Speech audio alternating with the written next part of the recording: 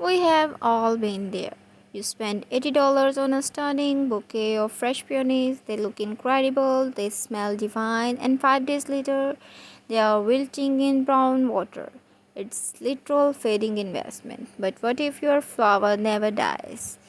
What if they didn't need water, didn't trigger allergies, and stay in full blooming for years? Today I am showing you how much you can crochet bouquet are taking over Etsy and Shopify, and I'm going to give you the design inspiration you need to turn your yarn stash into a thriving online business.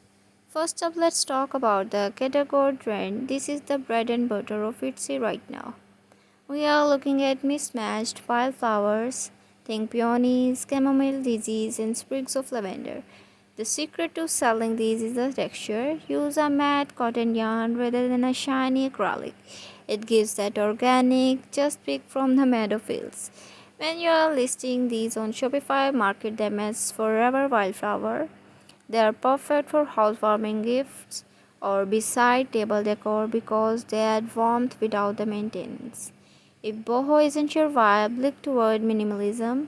Monochrome bouquet like all white tulips or cream colored calla lilies appeal to a completely different customers, the modern professional.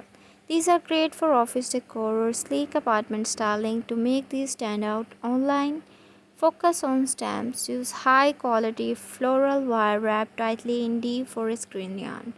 When the structure is sturdy, the perceived value goes up. On Shopify, these sell best when photographed in lifestyle setting. Think marble countertop or minimalist bookshelves. Now, if you want to increase your profit margin, you have to talk about the weddings. Crochet bridal bouquet are a massive niche. Why? Because bride want a keepsake they can't hold on to forever. Incorporate luxury details, add a silk ribbon wrap or a small crochet succulent for a modern twist.